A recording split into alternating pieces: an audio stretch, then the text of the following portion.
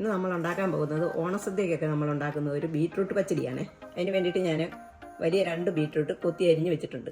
പിന്നെ അളവ് കപ്പിന് 1.5 കപ്പ് തൈര് ഉടച്ച് വെച്ചിട്ടുണ്ട്. ഈ തൈര് ഉടച്ചില്ലെന്നുണ്ടെങ്കിൽ പച്ചടിക്കകത്ത് തൈര് കട്ടയായിട്ട് കിടക്കും. അതിൻ്റെ കൂടെ 3 ചെറിയ വെളുത്തുള്ളി അരിഞ്ഞത്, ചെറിയ ഒരു കഷ്ണം ഇഞ്ചി അരിഞ്ഞത്, 4 പച്ചമുളക്, കറിവേപ്പില, 3 ഉണക്കമുളക്, ഇത്രയും എടുത്ത് വെച്ചിട്ടുണ്ട്. പച്ചടിക്ക് വേണ്ടിയിട്ട് തേങ്ങ അരച്ച് ചേർക്കണം. അതിന് വേണ്ടിയിട്ട് ഞാൻ 1/2 കപ്പ് തേങ്ങയും 2 ചെറിയ കഷ്ണം വെളുത്തുള്ളിയും ലേശം ജീരകവും എടുത്ത് വെച്ചിട്ടുണ്ട്. നമുക്ക് ആദ്യം തേങ്ങ ഒന്ന് അരച്ച് വെക്കാം. ഞാനൊരു ജാറിനകത്തോട്ട് ഇട്ട് കൊടുക്കുവാണേ. 1/4 കപ്പ് വെള്ളം ചേർത്ത് നമുക്ക് ഈ തേങ്ങ ഒന്ന് അരച്ചെടുക്കാം. അപ്പം നമ്മുടെ തേങ്ങ നന്നായിട്ട് അരഞ്ഞിട്ടുണ്ട്, നല്ല നെയ്യ് പോലെ അരഞ്ഞിട്ടുണ്ട്. ഇനി നമുക്ക് പച്ചടി വയ്ക്കാം. അതിന് വേണ്ടി ഞാനൊരു ചീനിച്ചട്ടി അടുപ്പിൽ വെച്ചിട്ടുണ്ട്. അത് ചൂടായിട്ടുണ്ട്. അതിലേക്ക് നമുക്ക് ഒരു 2 ടേബിൾ സ്പൂൺ എണ്ണ ഒഴിച്ച് കൊടുക്കാം. അപ്പോൾ നമ്മുടെ എണ്ണ ചൂടായിട്ടുണ്ട്. അതിലേക്ക് നമുക്ക് കടുക് ഇട്ട് കൊടുക്കാം. തീ കുറച്ച് വയ്ക്കണേ. കടുകെല്ലാം പൊട്ടിയിട്ടുണ്ട്. അതിലിട്ട് നമുക്ക് ഇഞ്ചിയും വെളുത്തുള്ളി ഇട്ട് കൊടുക്കാം.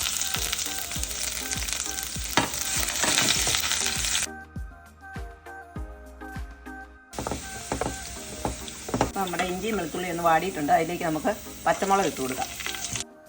പച്ചമുളക് വാടിയിട്ടുണ്ട്. ഇനി നമുക്ക് കറിവേപ്പിലയും ഉണക്കമുളകും കൂടെ ഇട്ട് കൊടുക്കാം. തീ കുറച്ച് വെച്ച് വേണം ഇതെല്ലാം മാറ്റിയെടുക്കാൻ. കടുകും എല്ലാം മൂത്തിട്ടുണ്ട്.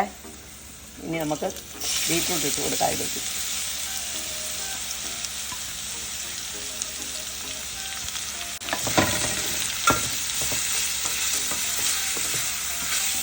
നമുക്ക് അടച്ച് വെച്ച് വേവിക്കാം. അതല്ലാതെ നമ്മളിങ്ങനെ ഇടയ്ക്കിടയ്ക്ക് ഇളക്കി വഴുത്തി എടുക്കാൻ പറ്റുന്ന കുറച്ച് കറിവേപ്പിലയും കൂടെ ഇട്ട് കൊടുക്കാം.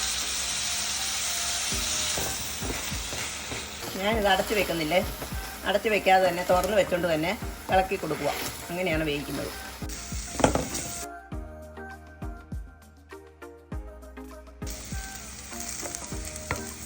അപ്പോൾ നമ്മുടെ ബീറ്റ്റൂട്ട് അടുപ്പായി വെച്ചിട്ട് ഒരു 5-6 മിനിറ്റായേ.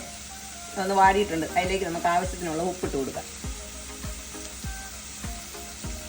ഇപ്പം നമ്മുടെ ബീറ്റ്റൂട്ട് ഒരു 10-12 മിനിറ്റ് ആയിട്ടുണ്ട്. ഇപ്പം നന്നായിട്ട് വെന്തിട്ടുണ്ട്. ഇതിലേക്ക് നമുക്ക് തേങ്ങ അരച്ചതിടാം. നമുക്ക് ഈ തേങ്ങ അരച്ച് ഇട്ടിട്ട് ഒന്ന് യോജിപ്പിച്ചെടുക്കാം. ഒരു 2-3 മിനിറ്റ് ഇങ്ങനെ ഇത് നമുക്കൊന്ന് ഇളക്കി കൊടുക്കാം. ഇങ്ങനെ ഇളക്കി തേങ്ങയ്ക്കകത്ത വെള്ളമൊക്കെ ഒന്ന് വറ്റി കഴിയുമ്പോൾ നമുക്ക് തൈര് ഒഴിച്ചാൽ മതി. ചെറിയ ചൂടിലേ ഇതിങ്ങനെ വെച്ച് വരട്ടാവുള്ളൂ, കൂടുതൽ തീയാവരുത്. അപ്പം നമ്മുടെ ബീറ്റ്റൂട്ടിനകത്ത് വെള്ളം എല്ലാം നന്നായിട്ട് വറ്റിയിട്ടുണ്ട്. അരപ്പുമൊക്കെ നന്നായിട്ട് വരണ്ടിട്ടുണ്ട്. ഇതിലേക്ക് നമുക്ക് എടുത്ത് വെച്ച് തൈര് ഒഴിച്ച് കൊടുക്കാം.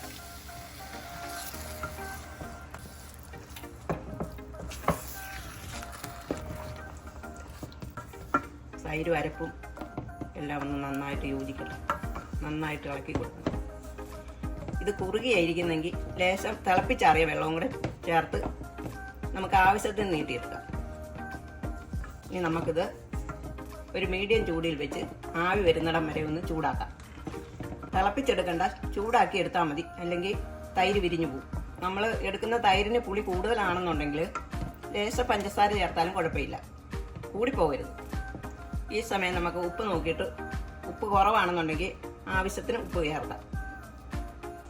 അപ്പം നമ്മുടെ പച്ചടിയെല്ലാം നന്നായിട്ട് ചൂടായിട്ടുണ്ട്. നല്ല ആവി വന്ന് ഇനി നമുക്കിത് മാറ്റി വയ്ക്കാം.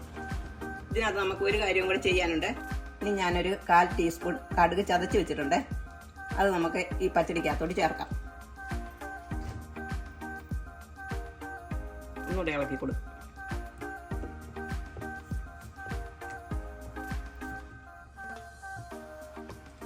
ബീട്രൂട്ട് പച്ചടിയെല്ലാം റെഡി ആയിട്ടുണ്ട്. ഇതുപോലെ ഇത് പെട്ടെന്ന് നമുക്ക് വെക്കാൻ പറ്റുന്ന പച്ചടിയാണ്. അതുകൊണ്ട് എല്ലാവരും ഇതൊന്ന് വെച്ച് നോക്കിയിട്ട് ഞങ്ങൾക്കൊന്ന് സപ്പോർട്ട് ചെയ്യണം.